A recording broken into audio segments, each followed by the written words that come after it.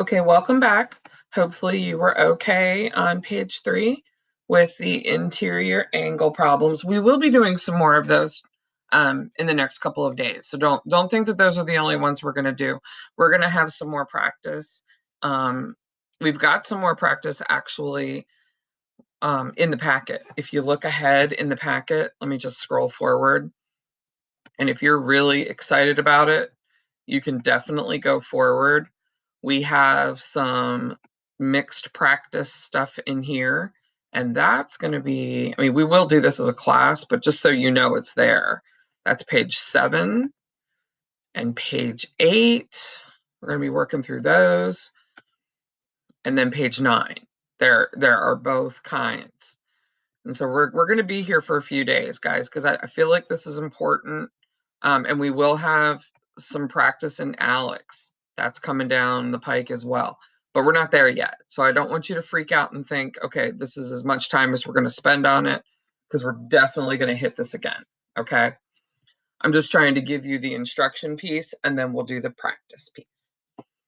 So now we're going to talk briefly. This will be a little shorter video. We're going to talk about going backwards. And what I mean by that is if we know the sum of the interior angles, we can find out the number of sides.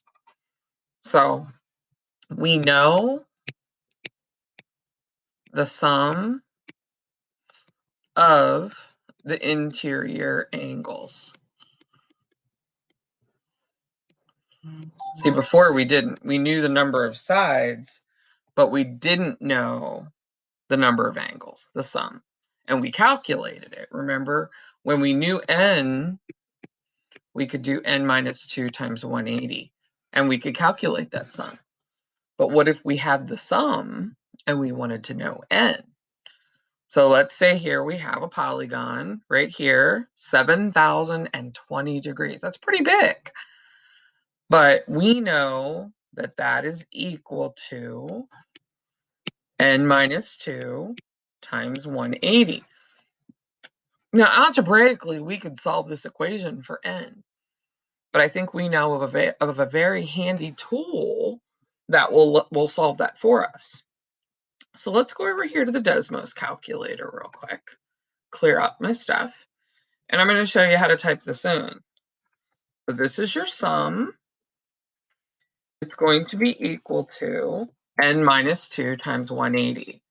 But I do not want you to use n. I would like you to use x when you put it in the Desmos calculator. That's important because the Desmos, when it solves an equation, it likes to solve for x as the variable. And I think a lot of people are like that too. I think people don't like other variables. That's why n feels uncomfortable. So here's our n. We have 41 sides. And we could check that. We could say, 41 minus 2 is 39. And we could put some parentheses around that. And we could see if it comes out to 7,020. Yes, it does. So see, that's what we're doing. We're going backwards. We're being given the sum, and we're trying to find the number of sides. Okay? So let's go write that down in our notes. N equals 41. And if anybody does want me to show them how to do that algebraically, how to solve this equation, let me know. What you would have to do is distribute the 180 like this, and then solve it like a multi-step equation. Okay, so here we have 1,980. So I'm just going to do this. Hang on a sec. 1,980. Because once you have it typed in, you can just edit out what you need. And the number of sides is going to be 13. It makes sense that you're going to have less sides because you have less degrees.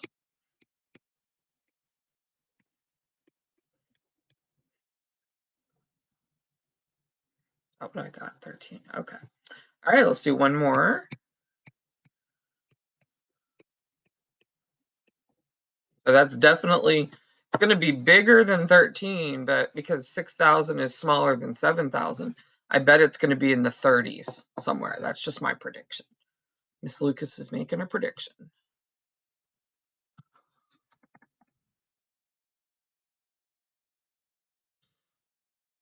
Aha, 36. So see, it was somewhere in between those two numbers.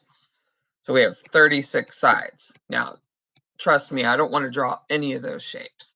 That would be very difficult to do. You would need a very big piece of paper to make those sides, you know, differentiate from each other. That would be a very tough task. And I'm not going to ask you to do that. Okay. Now, what if another situation comes up where we have one interior angle? You guys remember, and it's regular. So that's a very helpful. We've already calculated that before. Let's go back to page 2. We calculated that before. When we knew each interior angle and it was regular, didn't we use the sum divided by the number of sides? N minus 2 times 180 divided by n. So we can use that here. Let me just scroll down a little bit. We're going to use that. And I want to show you what Desmos does, because Desmos is going to freak out a little bit. Watch what happens when I do this. What was that, 120?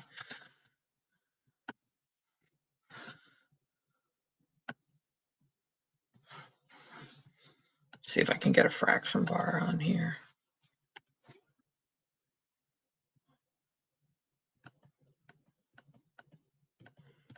I mean, I can zoom in, but it's not letting me click on it. Why is it not letting me click on it? I can see that it should be 6. See how it's 5, 6, 7, 8, 9, 10.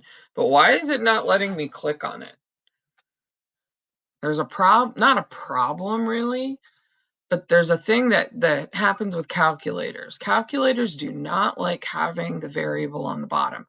And we ran into this trouble when we did SOHCAHTOA with Desmos. And you would run into this trouble with any calculator.